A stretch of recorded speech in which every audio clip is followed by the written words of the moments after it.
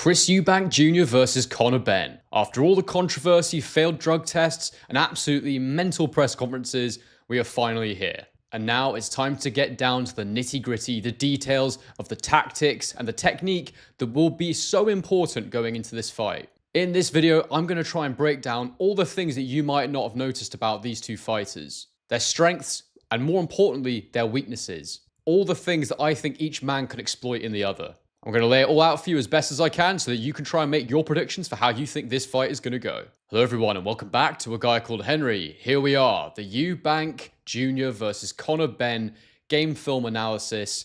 I've taken a bit of time to do this one over the last week or so, and I've been really busy, so it's just been a case of watching here, watching there, building the narrative and the picture in my head of how I think this is going to go. And I do kind of like to consume quite a lot of stuff, and then over time I feel like a picture sort of starts to build in my imagination.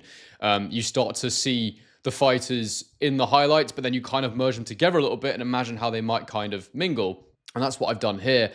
And I do think I have quite a clear picture of how this fight could go, but honestly there's a couple of different pictures that I'm seeing, and a lot of it will depend on how each guy comes into the fight. Both of these guys are very athletic, very fast, very physical fighters. And as such, their performances can vary quite a bit because the technique is variable that you see on display. Either that's because there's bad habits or because they rely so much on that athleticism that you do see quite a few mistakes, or just because they've changed as their careers have gone on. There's quite a lot to get through here, so a little bit of housekeeping before I begin the video. First thing, guys, if you want to help support my channel, if you want to watch this fight live, please use my link in the description to buy the fight with DAZN. This is going to be a massive event. Without question, the fight will be exciting. I can guarantee you that. There's no way this can be a boring fight because there's too many holes in both guys' games for there not to be significant damage done in this fight. Not only that, but the build-up's been absolutely insane, and I think there's a genuine needle between the two guys, so I expect it to be a very, very fiery clash. So yeah, use my link in the description if you don't mind. It really helps me out. I get a small share of the revenue generated by the pay-per-view. It doesn't cost you anything less, anything more, anything less. It's just the same as usual, but I get a little cut, so I'd really, really appreciate it if you would do that. Secondly, thank you so much to everybody who commented on my most recent video. Ben Whittaker DM'd me. I still can't quite believe that these game films that I do could be that impactful, and it definitely makes me feel like I need to put as much energy and effort into each one as I can to try and find genuinely helpful things. But I'm just buzzing, and thank you so much for all the incredible comments. I feel like I'm so lucky to have the community I have here on YouTube. You guys are awesome, so I really do appreciate that. And finally, if you're new, bang a like on this video. If indeed you like the video, subscribe to my channel and get your comments in the comment section below. What do you think about some of the details I'm going to point out in this video? And who, more importantly, do you think is going to win this fight? Okay, so to begin with, I want to just do a very quick overview of the styles of the two men. And we'll start with Eubank Jr. Eubank Jr. is a fighter that I was really excited about when I first saw him coming through. Sort of, it was been, around a decade ago now, maybe a bit more. And he's always had this, this name of next gen, the next generation of Eubanks, this next generation style of fighter.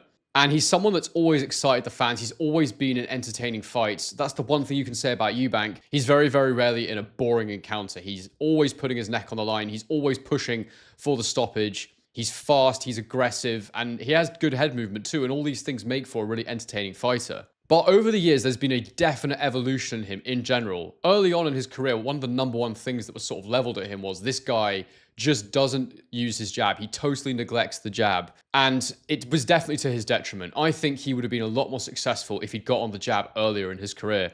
And honestly, the only time I see him do things in a way that I'm thinking, damn, this is a complete fighter, is when he really feels under threat. When he feels like what's in front of him is a genuine test. And I will explain what I mean by that in more detail. But needless to say, he has evolved as a fighter. And I think the current version of Chris Eubank Jr. that we have is the best one so far. I don't see massive slippage in the guy. I actually think that whilst his punch output may have dropped a bit because he's not as young as he once was, I think everything else is way better than it used to be, in my opinion. I think his feet are better. I think his lead hand is better. I think his lateral movement that he uses during fights now is really, really good. And that is a fundamental feature of Eubank now, is these jabs and that lateral movement. He still has the hand speed though, and he's still aggressive, but he uses it more in spots. He sets things up with his movement, and he tries to time his attacks more. The way I see Eubank is there's really three phases to the way that he does things. He has the lateral movement and jab when he's just engaging in the round, when he's trying to win points, think about how he wants to do the next thing, set his man up for shots. And that's sort of his neutral mode now. Jab and lateral movement, move the head, and just continue to circle your opponent, make them miss. The second mode is come forward combinations, and as I say, something that that's been leveled at throughout his career is he's quite flat-footed, but I do think this has improved over the years, and I do think his feet have got a lot better.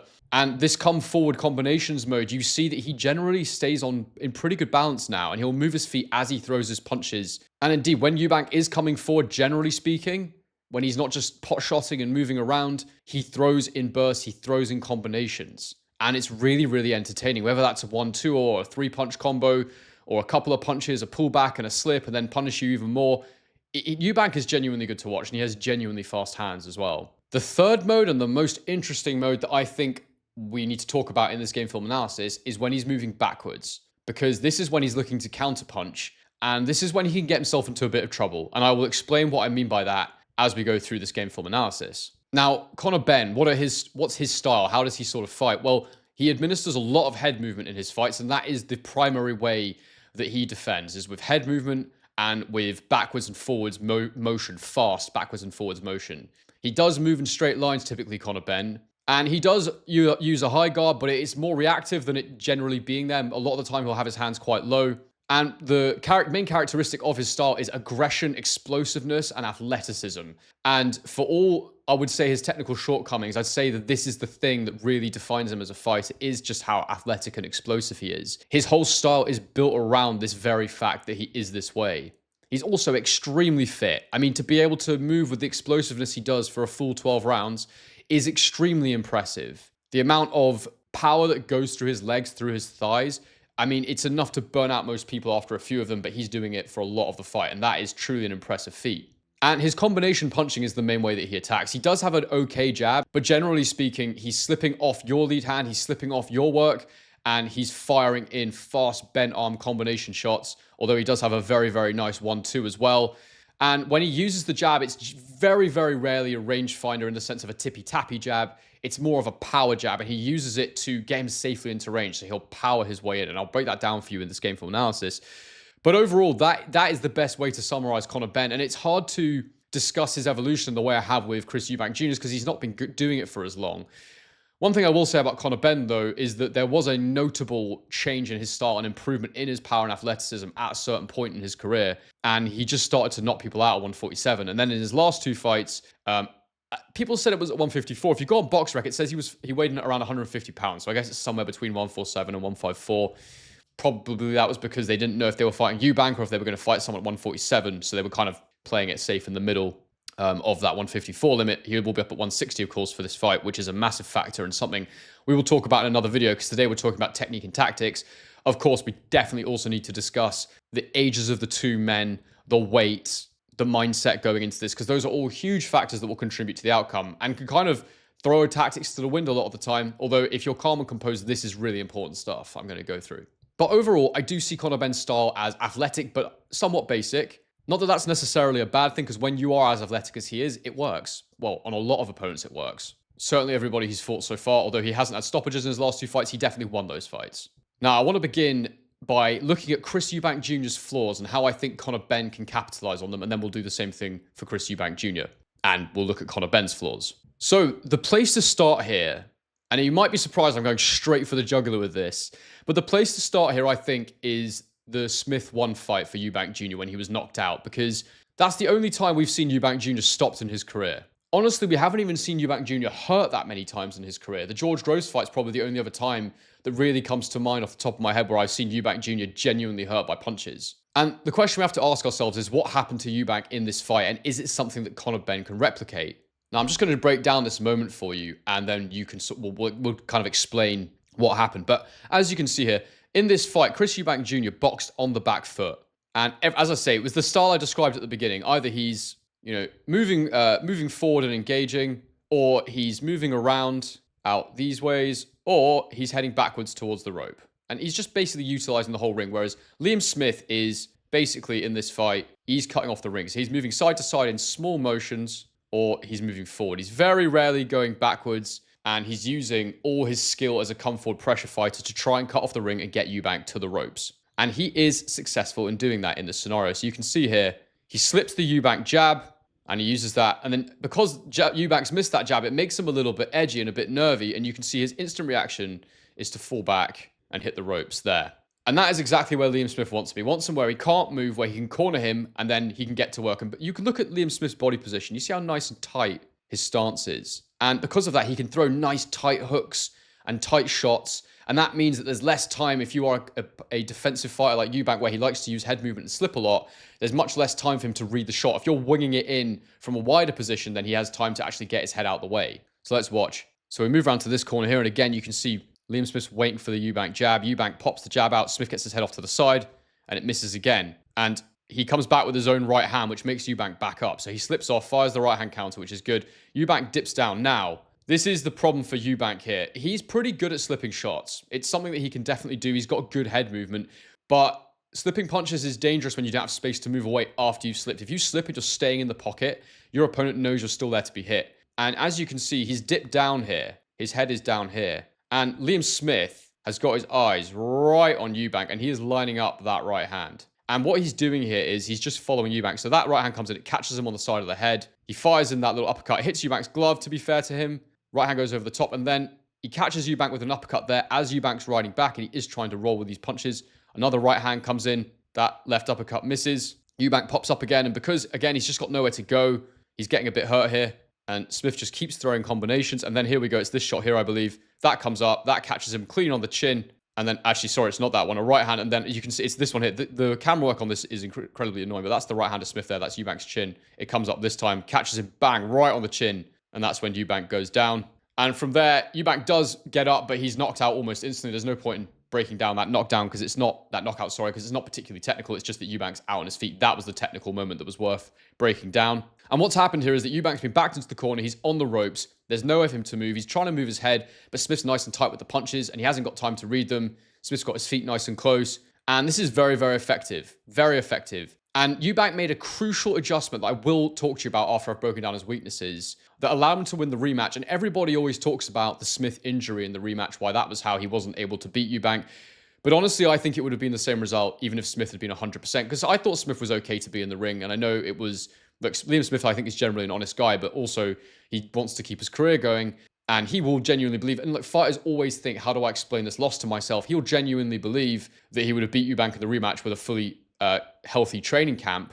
But I saw changes that Eubank made that I think nullified what Smith was able to do in this first fight, and I will show you those and explain why there might be an issue for Conor Benn. Now, there's one problem there, which was Eubank willingly went back to the ropes. The fact that he relies so much on head movement, but also the fact that his hands tend to be quite low in fights. And it's that mode I talked about, that third mode that he goes into, which I think could be problematic for him, which is when he's looking to counterpunch. He is a decent counterpuncher, and we will get into that. But his low hands do give his opponent opportunities to land shots. And now we're going to look at the Serra-Meta fight for this one, because Serra-Meta is a limited opponent. He's not someone with any really major wins. He's lost when he's got to the top level, and everyone thought he was retired when Eubank took this fight. So the fight, in most people's minds, was purely to give Eubank a run out and to make him look good ahead of whatever he was going to do next. So he really shouldn't have had many problems with Serra-Meta. And yet he did. So let's break this down. Eubank, as you can see here, he's got extremely low hands. They're nowhere near his chin, and he is looking to counterpunch. Serra-Meta, on the other hand, has a high guard. And you can see at this point, there's a pretty decent gap between them. So, you know, at this point, there's plenty of time for Eubank to react and make a defensive action if Serra-Meta does attack. Now, what happens here is Eubank steps his foot forward, and as he does that, Serra-Meta decides, I'm going to fire off a jab so as to, you know, stop him from coming in. So he lands that jab on Eubank there. Eubank pulls back, and this is the issue here. Because Eubank pulls back in a straight line and Serra-Meta decides to commit, even though Serra-Meta's got a bit of distance to travel, Eubank's not on balance to counterpunch, and his hands are really low, as I pointed out. So watch what happens. Eubank steps back, his feet come together here, so he can't counterpunch. He doesn't reposition his feet quickly enough. As he goes backwards, it's quite lazy. Serra-Meta lands another jab, and then he fires a right hand straight over the top, and that is a really good punch. And Eubank ends up sort of stumbling backwards to get away, and he's okay, but Serra-Meta's landed a good shot there. He follows him all the way to the ropes, tries to land another shot. Eubank dips his head down, and he manages to tie up Serra-Meta there in quite aggressive fashion. But you can see the danger of having those low lead hands, or those low hands, sorry, you only have two hands, you can't have two leads. Those low hands. And just to quickly show you, you can also understand why he does it, because this is what happens when it works. So look, there's the low hand, there's the low hand. Cerameta throws his right hand here, but what does Eubank do? He just rolls it enough. You see, he dips his legs, takes his chin away, and he immediately fires this lead hook here. Boom, hits the guard, and this is something he likes to throw. Hits the guard, and then throws the right uppercut. And that combination there of left hook, right uppercut, it's nice because when a fighter comes at you quite square, when you throw that left uppercut, hit the guard, it makes them stay square, and then you can fire in that right uppercut because they're in that square position. And they've got to keep their gloves there because they're taking a bent arm shot, they're protecting themselves. But as you can see here as well, this is not so much of a looking for a counter shot situation, but it's more what he does with his lead hand. Again, you see how low his hands are here. Nice and relaxed and low, loose and low, very Roy Jones-esque, and I do think elements of that still in his game, especially with the way he uses the lead hand. But you'll watch here, he throws a little jab, which misses, and Cerameta comes over the top of it with a right hand, and he hits him clean in the face, and that doesn't happen if that hand is up at his chin. So for Eubank, there's a few things he does, and I don't want to show you loads and loads of examples. You can go and watch the highlights if you want to see, but Cerameta was able to land those shots throughout the fight, not with great consistency, but there was a few occasions where he was able to. I'll just show you one more thing before I show you how I think Benn capitalizes on some of those things, or why I think his style is good for capitalizing on some of those things. And that's this moment here. And this is an interesting moment. And those of you that watched my analysis of Whittaker Cameron will know that in the first fight, one of the things that Liam Cameron did really well was, if you imagine this is the center line, this is Eubank's center line, he'd constantly get his head off to the side of that center line as he threw his right hand. And because Whittaker defended with the jab a lot, it was a good shot for him. And Eubank does use his jab a lot. This is something Cerameta does here, and I believe it will be a useful shot for Conor Benn, useful principle for Conor Benn as he tries to land shots on Eubank. So if you watch it, as Eubank throws his jab at the exact same, or hook, sorry, at the exact same moment, Cerameta just gets his head off the line. He lands a really good shot there to Eubank's head. And that for sure would have hurt. Eubank comes back with a nice right uppercut, counter, left hook just misses, and they brawl it out there. But that principle of getting your head off the line when you throw is something that I think could work really well for Benn in this fight, because Eubank does tend to often bring that lead hand back low. And remember, I'm gonna show you something that might undermine some of the things I'm saying, but remember that this is Eubank's most recent performance, which is why I put stock in it. And also, I've seen him fight like this many times. But there is one key detail that might overwrite a lot of this, but you'll see what it is. Now, to think that when Conor Benn knocked out Chris Algieri was around 3.5 years ago is absolutely crazy. And it just shows you what a weird time it's been. And Chris Algieri is no Chris Eubank Jr., that is for sure. He is a pumped up 140-pounder at 147 in this fight. Or he was at 147 for a decent little period of time, but he won his world title at 140. He primarily uses his legs as a form of defense, which is why this is an interesting scenario to analyze. And this was by far Conor Benn's most devastating and impressive knockout. And what Conor Benn does very well here is something that I think could work against Eubank Jr. if Eubank Jr. is not fully switched on. So as we watch here, and again, Chris Algieri is someone who uses the jab very liberally. He extends his jab, and Conor Benn just dips straight down. You can see that the jab goes over the top. Conor Benn brings his head down, and the legs from this point here are loaded, which means he's got power when he comes back up, just like Mike Tyson used to do. Now, as he comes up, he uses the momentum to throw a jab, which goes straight through the guard of Algieri. And Algieri does have quite a loose guard there, as you can see. Now, the biggest problem for Algieri here is that jab lands, and you can see the ropes are moving. And the problem is, after that jab lands, normally he could take half a step back, but he can't because the ropes are right there. So there's nowhere for him to go. And he hasn't moved his head. He's kind of off balance. He's a little bit hurt by it. He's startled, so he can't move off to the side. And what that does is it tees him up perfectly for the right hand, which goes through and lands clean. And it's an absolutely, I mean, you see the way he falls on his face. It's an absolutely devastating knockout. Conor pulls the uppercut there, luckily, because otherwise Chris would have been extremely hurt, most likely. Not that he wasn't already, but it could have been even worse. And Algieri's out cold there. And that was an absolutely devastating knockout. And there's a combination of a couple of things there. One is the liberal use of the jab from Eubank, but the hand often returns low, so you know that opportunity could likely be there. But the main thing there was Algieri touching the ropes. That was the biggest thing for me. And because Eubank Jr. does move backwards often, he does have those low hands, Conor Benn closes the gap very, very quickly, which I will show you as well. It could be an issue for Eubank Jr. That kind of shot landing on his chin. The unknown here is how will Conor Benn's power translate to 160, especially post-drug test. We don't really know. We don't know how it's going to look, how he's going to look. We do know he has not knocked out anyone in his last two fights when he was fighting guys who are 154 pounds. But he didn't land anything super clean like that either at the same time. So it might just be a case of he needs to create more openings. You could argue he was forcing it a bit too much in those fights. We'll get into all of that. And this here is a good example to show you of what is effective about Conor Benn's athleticism. But there's also a problem here that I'll break down when I get to that section. But You see here, there's a good gap between them, and Algieri's moving his feet a lot. He's using his lead hand to keep him at bay a lot. Conor Benn just takes a little half step forward. And then from there, you think he's going to plant his foot there. But he doesn't. He actually goes all the way into the pocket. Look at that. Steps his foot all the way in, and he extends his lead hand to give himself momentum. Chris Algieri's trying to move backwards to get away, but he doesn't do it quick enough. And Benn fires a right hand into the body there. He just catches Chris Algieri on the belt line. And I so badly want to analyze this, but I won't do it right now. But all I'll say is look at this. Does that look stable to you? Does that look like good defense to you? His chin's right there. We'll talk about it. But the point is he's able to do that. And because Algieri utilizes this high guard, and because he isn't a counterpuncher in any way, shape, or form, there's nothing he can really do about that. He's afraid of that Benn's speed and power. And Benn does this very fast. That's worth keeping in mind. You've got to be a good counterpuncher to make something of that. But the point is, that is typically how he will make opponents fearful of what he's doing, because he can close that gap so quickly with speed and power.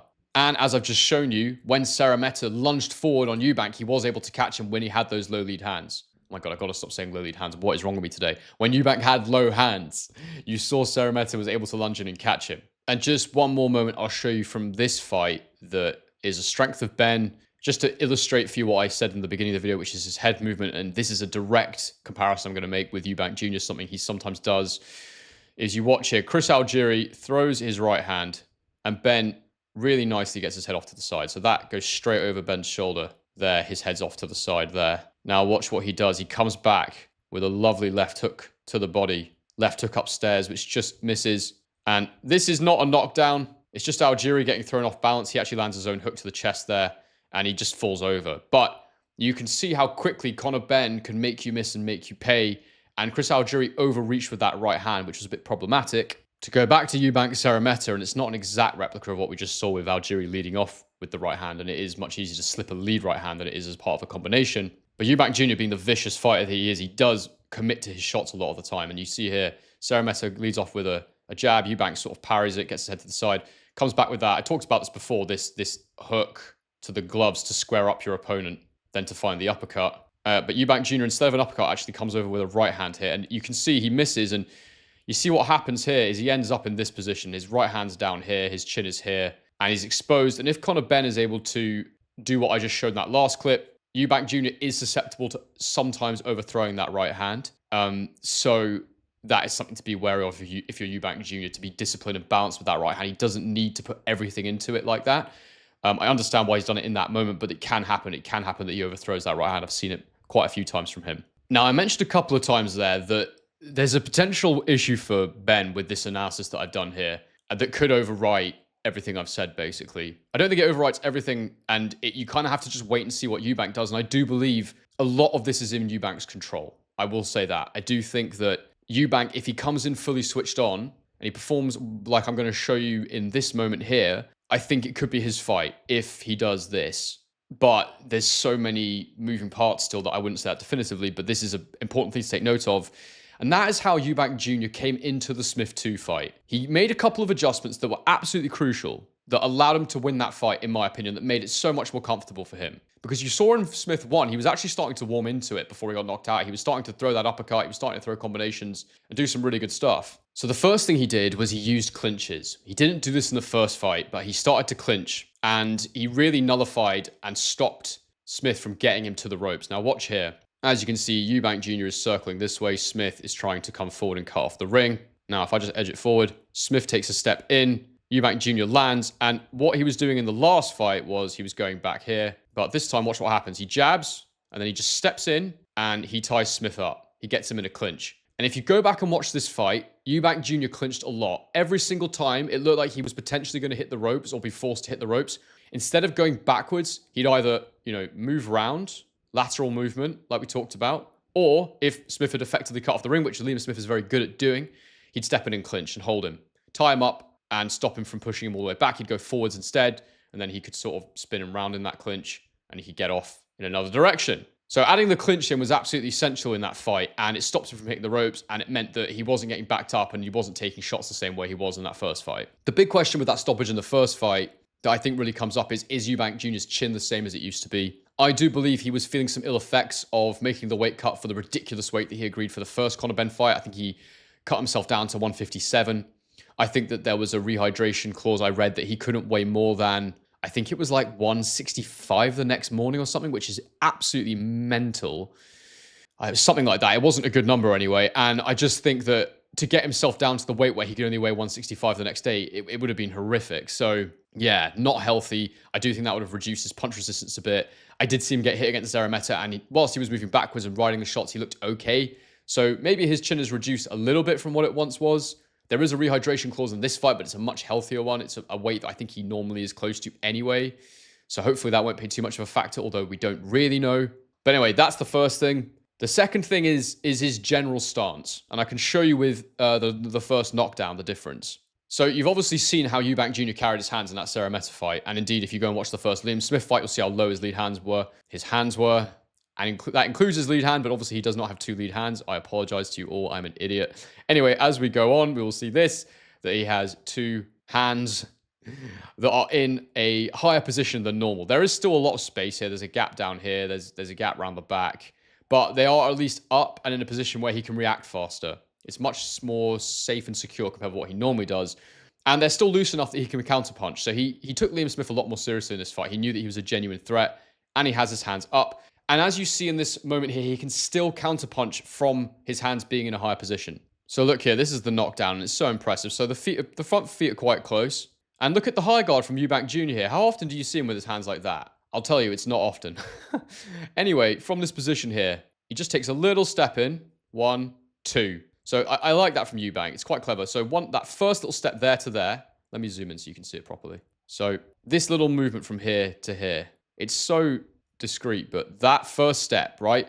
You see that first step there? He gets no reaction from Liam Smith. Doesn't do anything, Liam Smith. So then he knows if I go again, he's likely not going to react. So then he steps all the way into the pocket and he jabs as he does it, which occupies Smith's high guard. And you can see now that Eubank is in the pocket, so he knows he's in range to get something heavier off. And he fires in what I would say is his trademark punch, the uppercut. Boom, straight up through the guard, and Smith goes down. It's not a heavy knockdown, but it was an effective knockdown. And as I say, Eubank's done it from a high guard there, so he knows that he can be effective with his offense, with his hands a bit higher. I genuinely think that the low hands thing, I think it comes when he's feeling a bit lazier and he just doesn't really respect what's in front of him. I believe that's when he does it, because he thinks it looks cooler, it feels better, you feel more in a flow state, you feel more relaxed, you feel faster and twitchier. Anyone who's ever hit the heavy bag will know what I'm talking about, hip pads.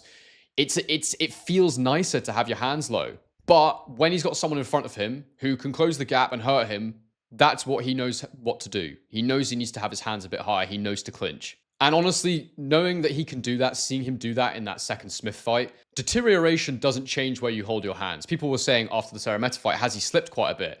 As I say, slippage in your game doesn't change your posture. It doesn't change your stance. It changes. All that was different in that Zarameta fight, in my opinion, it wasn't Eubank slippage. It was Eubank not caring what was in front of him, in my opinion. So he has the ability to go in there, just like he did in Smith 2, with the high hands, with the high guard, making sure he doesn't touch the ropes, using the clinch effectively, which I think can be a massive key in this fight for him, because Conor Benn is smaller, quite a bit smaller, and it looks like he's bulked up a fair bit to be at 160. That means he's got more muscle mass. That means he will fatigue faster. There will be more lactic acid. His frame's not that big, so to carry that extra muscle will be difficult for him. So I think Eubank Jr. can tie him up all day, lean his weight on him. I think Eubank Jr. still, even with the rehydration clause, will be significantly bigger in there than Conor Benn. And I think he can make Conor Benn's energy sap pretty fast with the clinch. It can definitely be a very helpful thing for him. But also it takes away the area where Benn is most effective, which is when your back hits the ropes, because he's pinned you down. That's when he can really commit with his attack, which he loves to do. Now it's time to do Conor Benn's weaknesses, his flaws, the things that I think Eubank Jr. will be able to capitalize on. And I'm largely going to be looking at the Peter Dobson fight here because it's his most recent opponent and Benn had all that time out the ring. And as I say, post-test, I think it's important to analyze him because I think that there could be implications there because it is post-test. We don't know for sure whether it was a deliberate consumption of PEDs or if it was something that he'd been doing deliberately to enhance his performance. But either way, this is the post-PED period, PPP. And it's definitely worth analyzing this period in particular. And this is his most recent fight, closest to the 154 limit. Now, it's important to say that I hadn't really watched much of Dobson. He's not got a great record against anyone particularly reputable. He's fought at 147 quite a few times as well. So he's not a genuine 154 pounder either. Benn didn't knock him out. And I saw some really interesting things in there. I saw some things in there that made Conor Benn look beatable.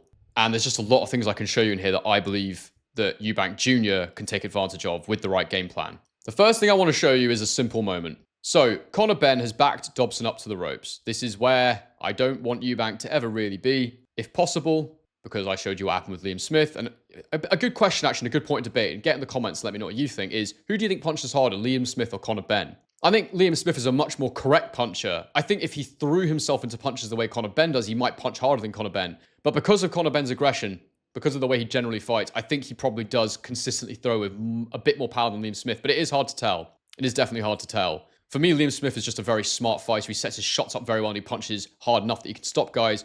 Conor Benn's sort of a bit less technical, but bruising his way through those shots. It's kind of the way I look at it. Hard to call. Let me know what you think. Anyway, watch here. Dobson has hit the ropes and Benn is looking to step in and attack Dobson. So as he does this, he steps in here. Watch. Comes forward. And as he steps in, as his foot lands in the pocket here, he dips his head down. And this is a classic sort of Mike Tyson come forward, shorter guy move. Get low. And you can see Dobson's jab goes straight over the top of Benn's head there. And that was almost the exact setup for the Algieri knockout. He dipped down, he came up, he fired the 1-2, and he made Chris Algieri pay. It was almost exactly the same. As you can see here, though, this time Benn comes up and he doesn't throw that. Dobson has a bit of an angle, actually, so he can kind of go out this way, so it wasn't quite the same in that sense. Regardless, Benn dips down. Now, you might think, Henry, what's the problem with dipping down? He's made him miss with the jab. No problem, he's all good. The answer is because approximately 8 seconds in the round later, this happens, okay? Almost an exact replica scenario. Look, Dobson's back against the ropes, Conor Benn coming forward. Nice little high guard there, to be fair to him. He's protecting himself, but watch.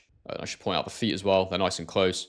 So as Conor Benn steps in and dips down, this time, Dobson hasn't thrown the punch. He's been a bit more patient this time, Dobson, so he's dipped down. So because Conor Benn dips down before the punch is thrown this time, Dobson could just watch him and line it up. So he does. And he lands the jab to the top of the head there. The camera switches around here, luckily for us. Benn's still down. And as he's coming back up from that dip, Dobson steps in. And you can see Benn here. He's extremely square. He's got his hands up. And Dobson even kind of messes with his guard a little bit with his lead hand. And then he fires in an uppercut that just clips his chin. It's not too damaging, but it just clips the chin. And in general, Conor Benn does have a little bit of a tendency when he's entering the pocket at times to sort of hunch forward. Something Canelo does as well. And it's something fighters often do to lean in, make them miss, pull back out, make them pay. But here, Conor Benn, you see he tips forward here and Dobson just reads it. And the guards, there's a bit of a gap in the guard as well. And as I say, he's got that very square stance. And Dobson just fires in, steps in and fires in the right uppercut, which catches Benn there. He's moving off relatively well, so it's not too bad. But this one is the cleanest of them all. And this is the one that shows you the real way you can take advantage of it. So again, he steps in. As he's stepping in to here, his head is going to come down. Watch, head comes down. Dobson's jab goes over the top, but it's not too bad. He kind of actually puts his glove on the shoulder of Benn there, which means he controls the position. And you see again, Benn's square, his hands here, his hands here.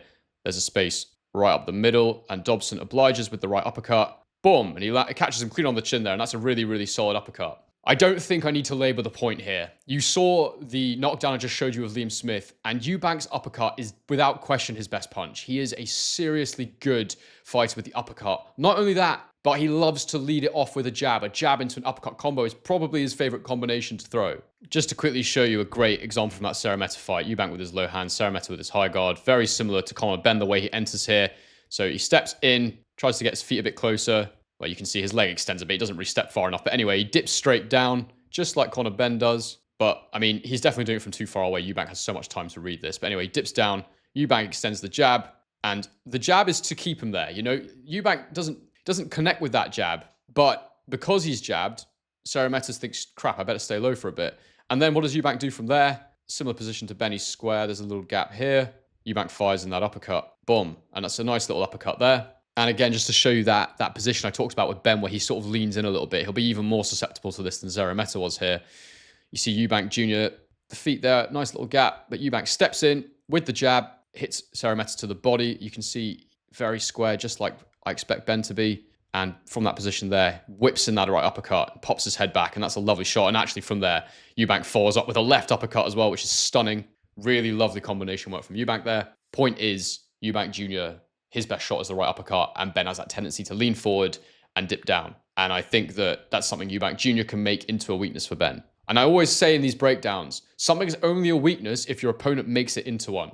Dobson managed to do that at times in that fight, and I expect Eubank's tendency to throw that right uppercut will mean if Benn decides to use the dip often, that it will turn into a weakness quite quickly. So the other thing I mentioned is the way that Benn likes to lunge into the pocket and into range, and Again, it's a fundamental part of how he closes the distance. He does it extremely fast and powerfully, so that's kind of why it stays safe for him, but it's definitely something that I would expect an elite level fighter to be able to deal with in time. I remember one of my first breakdowns I did was the Crawford against Spence fight. I showed you in that fight how Spence Jr. was lunging in very similar fashion, and Crawford was just able to time him and counter him. And that's the difference at the elite level. You just can't do stuff like that. But is Eubank Jr. good enough to counter this work from Benn? We will find out. I've seen glimpses of him being able to counter effectively against guys who kind of lunge in a little bit, but also, I don't think anybody has done it that's as fast as Benn to Eubank, so we'll see if he can turn it into a weakness or not, but I'll show you why I think it can be a weakness. You see this position here, there's a good gap between them, but Dobson, to be fair to him, he's actually quite ready for what Benn's going to do. You can see he's got his hands up. He knows that that distance there is still in range for Conor Benn because of how athletic he is. You see here, he just takes, let me zoom in on it. This foot just takes the tiniest little step forward. You see that? And that allows him to go. That step's there, which loads it, and then you can see he goes to push off with this foot. And he very quickly closes the gap. And you see, as he does it, he throws the jab, and he's actually in midair there. Like, neither of his feet is touching the ground there. So, fires in with that jab. Dobson gets his head off to the side, so the jab misses, and Conor Benn lands. I mean, I think that shows his athleticism, that leap there. You see how he lands there? You know, he's got his balance back pretty quickly, and now he's in a good punching position. So that is the strength of it. The weakness of it is that without question, you can time that if you're a good counterpuncher. And also, when he lands in the pocket here, look where his hands are. They're all over the shop. His chin's totally exposed. And it's the power of that initial lunge with the jab, making Dobson get his head off to the side. That is the problem. If you are a good counterpuncher, what you'll do here that's different from what Dobson does, see the way Dobson is static the entire time. He doesn't move at all. So when Benn lunges in, all he can do is get his head off to the side. If you're Eubank, what you want to do there is take a tiny little half step back. And this is the advice I have for Eubank is honestly, there's a lot of similarities to what I thought Ben Whittaker should do against Liam Cameron. But even more so here. And you saw the way that Whittaker did that in that fight. He took a tiny little half step back when he'd been on the move already so much in the fight, taking half steps back to make Whittaker miss with his, to make Cameron miss with his lead hand. Half step back there, and it's a different story because that jab from Conor Benn will fall short. As he lands, his hands will be low, and you'll be in a punching position, ready to capitalize on the fact that his chin is completely exposed. So it's the half step back that would make the difference there. Now, this is probably the safest execution of it that I can see Conor Benn doing. Hands are up. You watch the back foot there. He takes that small step forward. And that's the moment there if you're Eubank where you either step in or you step back and you make a movement. But because he moves that back foot, Eubank will be able to read it if he can keep his eyes on that back foot. Because when that back foot comes in, that's the pendulum step. He explodes forward with the front foot. And you can see that he fires in that jab. Now, look, in there is a moment where Benn, because he uses this hand to get leverage, he pulls that forward to then throw the lead hand, creates leverage with it. There is a moment there where if Eubank had stepped in front of a jab, Dobson in this instance, had thrown a shot, then Benn would have been open for it. But by the time he does get there, you know, his hands are actually in an okay position. He's got his chin behind his shoulder. He lands to the body. His chin's behind his shoulder. This hand is here. That's a relatively safe entry. But the point I want to make about this really is that this is a really wide base. And he's just not fully on balance there. If he gets hit clean in that position, he could get knocked down quite easily because he's just not going to be as on balance there with his legs that wide apart. And equally, if he gets attacked in that position, he's going to have to scurry back to get into position. And, you know, then you have to move backwards in a straight line, which is something I'll talk about in a second. And that is problematic. And just to show you a shot that Eubank Jr. loves, that is a counterpunch, it's the check lead hook that he likes to use. Typically, I wouldn't expect it to knock a fighter down, but I think Liam Williams' punch resistance was kind of gone at this point. But just to give you an example of Eubank counterpunching, this is a great one. It's the first knockdown from that Liam Williams fight. You see here, Liam Williams has got his gloves kind of high, but you'll watch, he sort of steps in, and it's from a closer range than I've seen Conor Benn lunging in, and you see what he does here is steps in with the jab, and as he steps, the second he starts coming in, Eubank, I mean, he actually, a bit worryingly, closes his eyes. And he kind of shuts his eyes. I mean, you're kind of bracing yourself for the shot. Ideally, you keep your eyes open. Anyway, he doesn't do that. But as Williams steps in,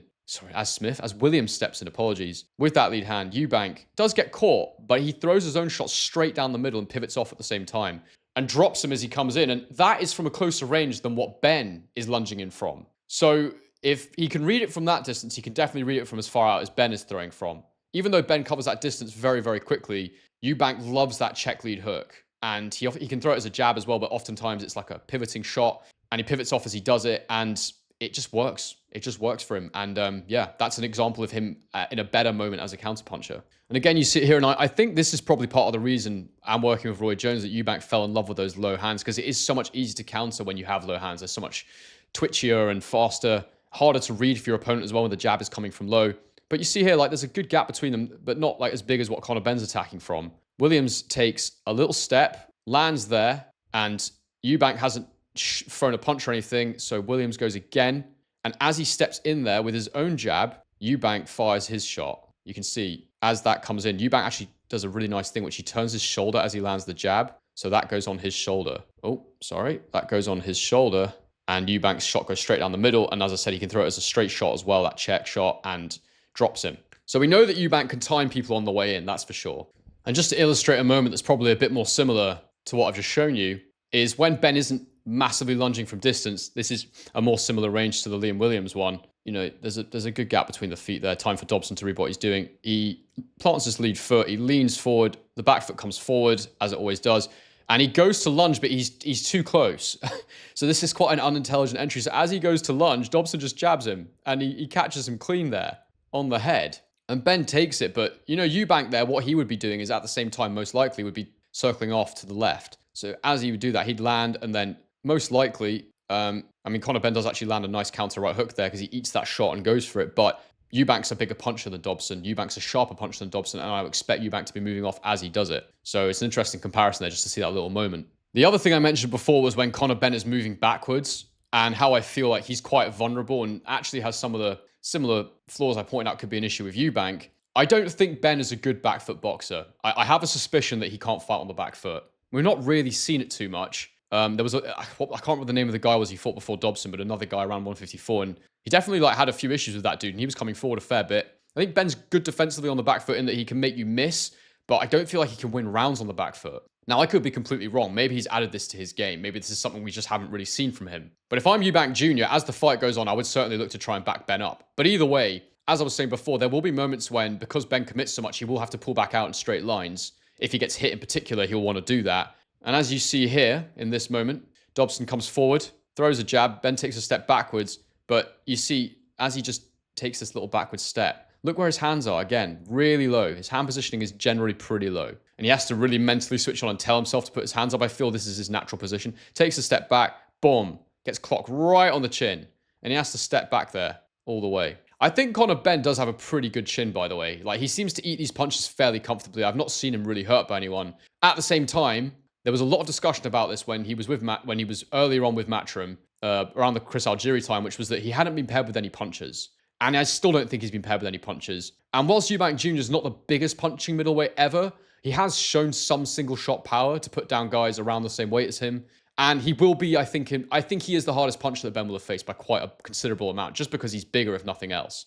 I also think he's got the fastest hands of anyone Ben's faced, even though he's not, you know, normally you'd expect someone at 147 to be quicker. Eubank Jr.'s got really quick hands.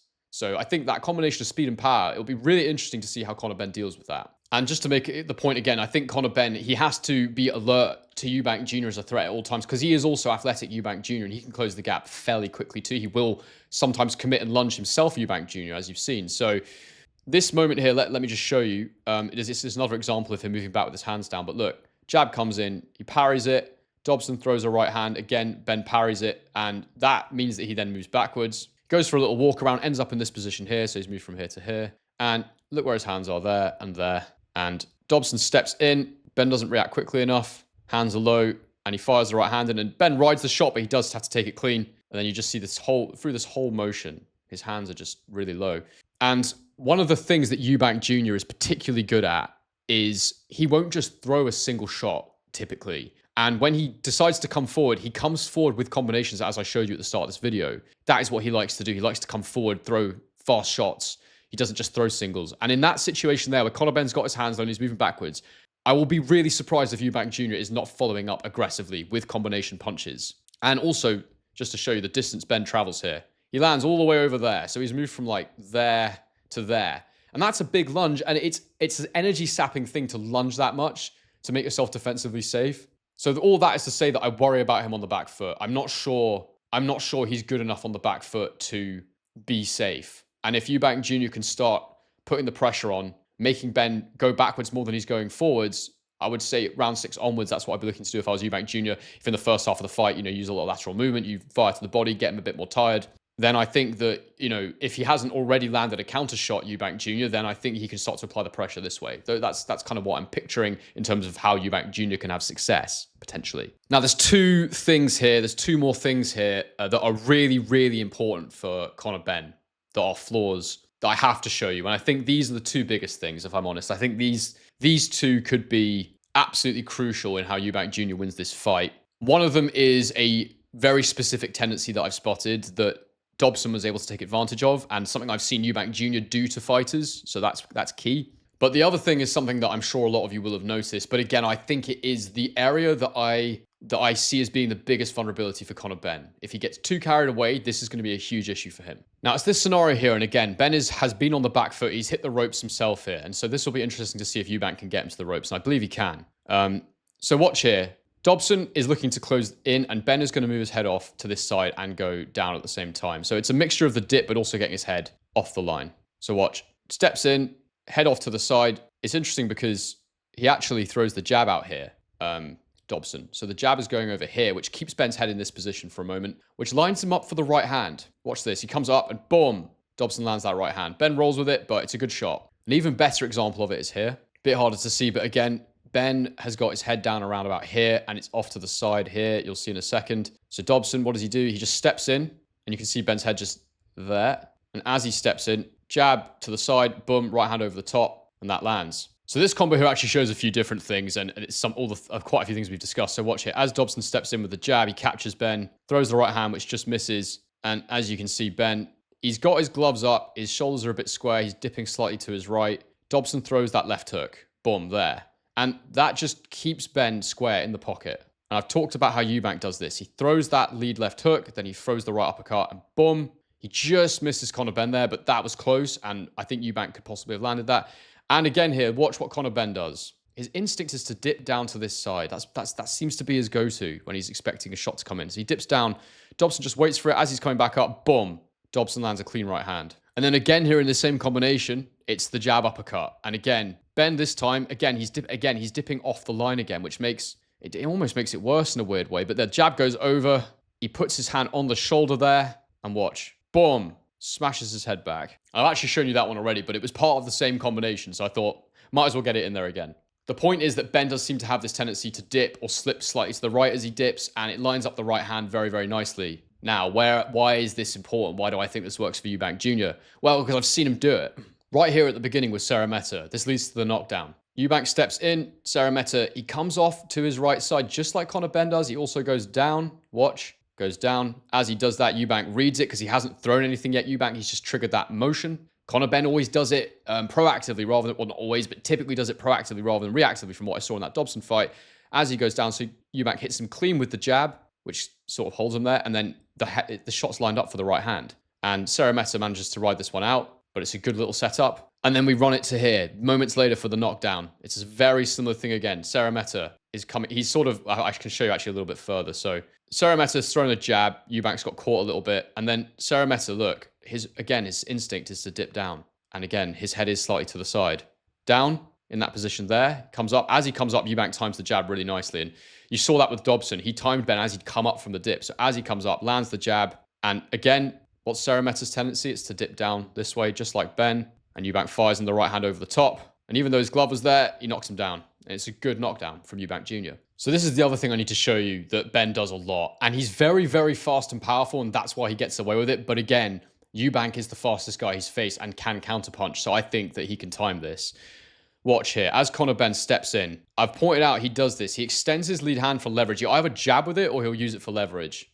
Often he'll go to the body, though. He can also go to the guard. Extends it for leverage, and then watch what happens. Throws that hook, but look where his hand is. It's down here. Look where his chin is. It's right there. If Eubank Jr. can have his left hand up at his chin to block that shot and can throw a counter right hook just like he does off the left-hand side, Conor Benn's going to eat a clean shot. The cleanest shot, and his momentum's going forwards as well, so that will double the power of that punch. And you can see there, it plays out, and yeah. Look again here. This is right in the middle of the ring. Dobson throws his jab over the top. Ben steps in with the hook. Right hand first, but look. As he steps in, look where his hand is. It's there. His other hand's up there, but throwing. Right hand goes in, lands it on the guard. Lee hand is still down there. Comes through, throws the hook again. Hands are super low. His hands are just really, really low when he goes into that explosive mode. He slings his punches from his hips. Again, here, look at this one. As he enters the pocket, following up from that last combo, his hands are high there, but then as soon as he steps in, uses that measuring lead hand, both his hands are low. If you can time him there, he's done. I'm telling you, his chin's not good enough that if you hit him perfectly clean, he's not going to go down. So he steps in there, look, throws the right hand, left hand's there. Left hook comes in. I can't see where his right hand is, but I would assume it's low. Oh, it's actually not far from his chin there, but it's still a bit of a gap. If you watch the Murtazaev Tim Tszyu fight, that is a gap that you can exploit if you're Eubank. So I'll just show you one more.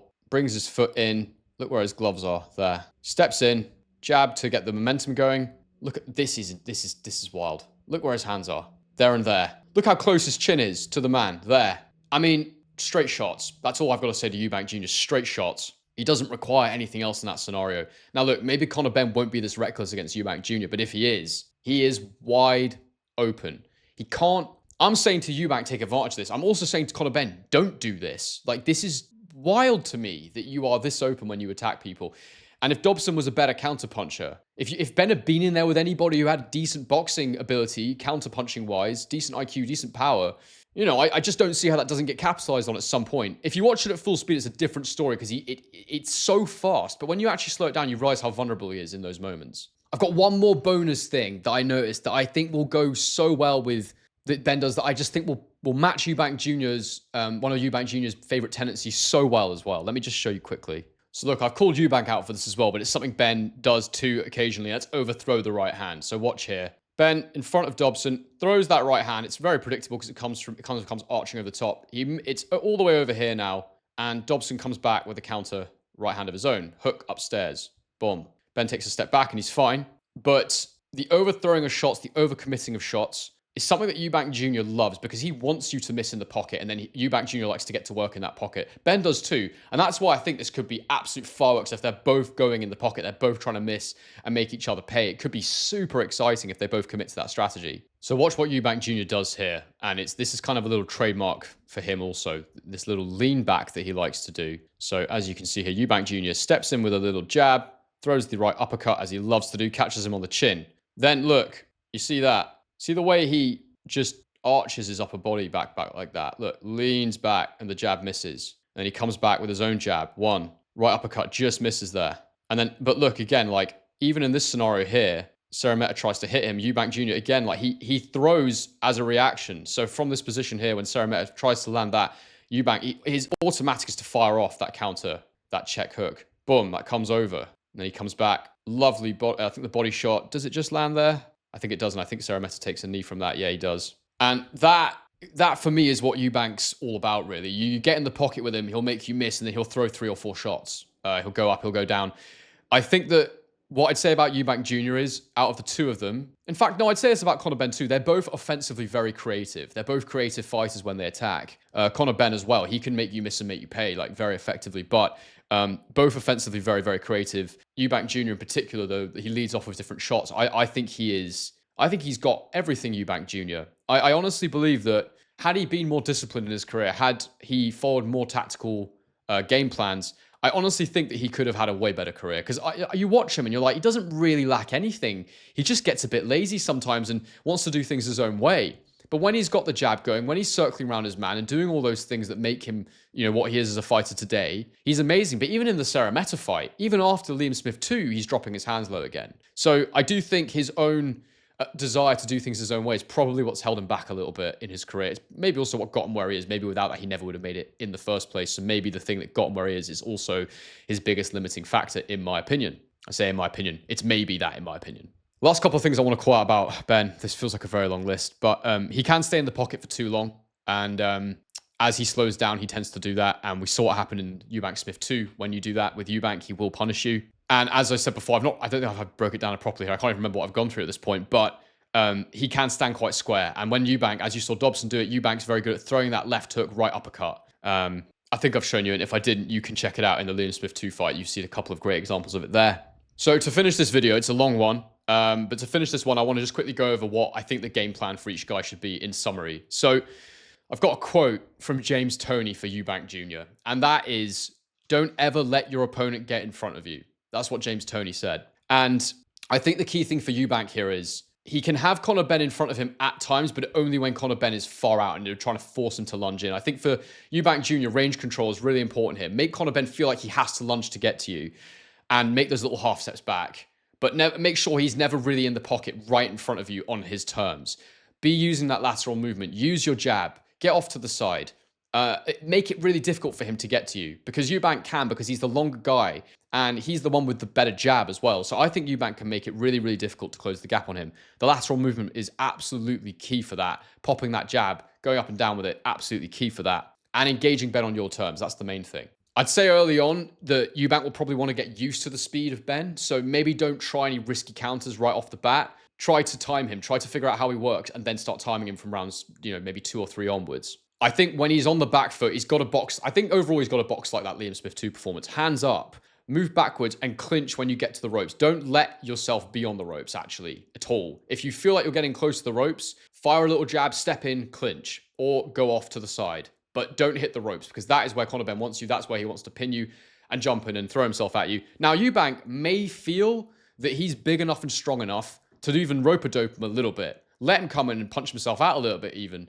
Or potentially get to the ropes, let Benn lunge in and then fire a counter. That is entirely possible. It's something that Crawford did to Spence Jr. I just don't know if Eubank's a good enough counterpuncher to do what I'm talking about, but I think he might be. So we'll find out. But counterpunching in this fight, I think that's the number one thing I'd have been working on in camp for him. Lateral movement, jabs, and then counter shots. But doing counter shots from a position where you are safe. I also think that he can prevent Conor Benn from rushing in with feints as well. I think that will be very, very helpful.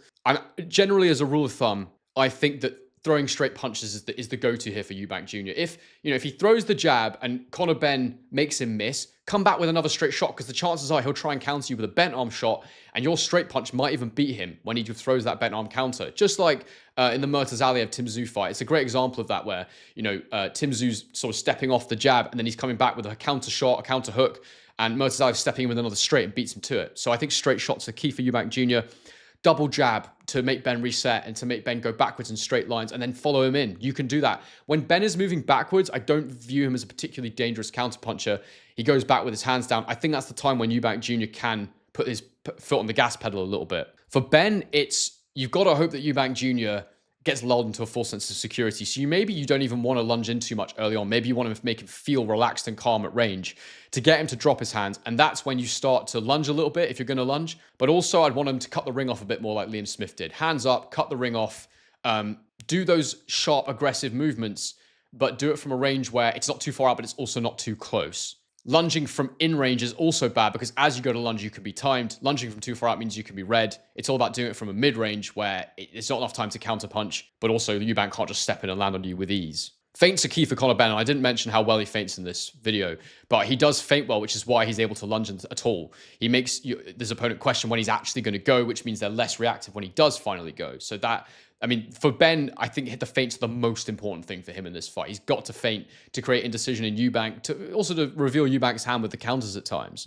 I also think that he needs to add in moving his head off the line as he throws. So when you're standing in the pocket, if you're in the pocket, get your head off the line as you throw, beat that Eubank jab. Because at the end of the day, I don't want Benn sitting in the pocket unless he's making himself hard to hit. So either you're all the way out or you're all the way in, or when you're in the pocket, you get your head off the line. I think that's got to be essential for him. Those have got to be the rules as far as I'm concerned for him. He can't just sit in the pocket and let Eubank tee off with his jabs and combinations, which he will do. Try not to let Eubank Jr. tie you up. Try and work in the pocket in the clinch. Try and make him make a mistake. Try and hit him around the side of the head. Wrestle with him. Try and rough him up. Try to get your arms free and throw shots on the inside. You are the shorter guy, the squatter guy. You might be able to do that. But generally speaking, try really hard to not let Eubank tie you up because I'm sure Eubank will look to tie him up at times, especially early on in the fight when I expect Benn to have a slight speed advantage. Also, Conor Benn must not exit in straight lines. He needs to pivot off at angles, use his own lateral movement, going backwards in straight lines. He'll do it from time to time. He'll make those big lunging steps. They're tiring. That's probably the only safe way that he can do it. Other than that, if you're going to go back, you've got to have your hands up. But exiting in straight lines is a big no-no for me in this one. As I said before, let Eubank Jr. get comfortable with his jab, then start countering it. And don't stand in range. That's it, really. The James Toney quote kind of applies for him as well, just in the opposite way. Anyway, guys, this has been a long one. Please use my link in the description if you enjoyed it. It's a way that you can help support me do more and more of these as I go forward with the channel. Bang a like on the video, subscribe to a guy called Henry, and get your predictions in the comments section below. I hope you've enjoyed this one, guys, and as I always say, on to the next one.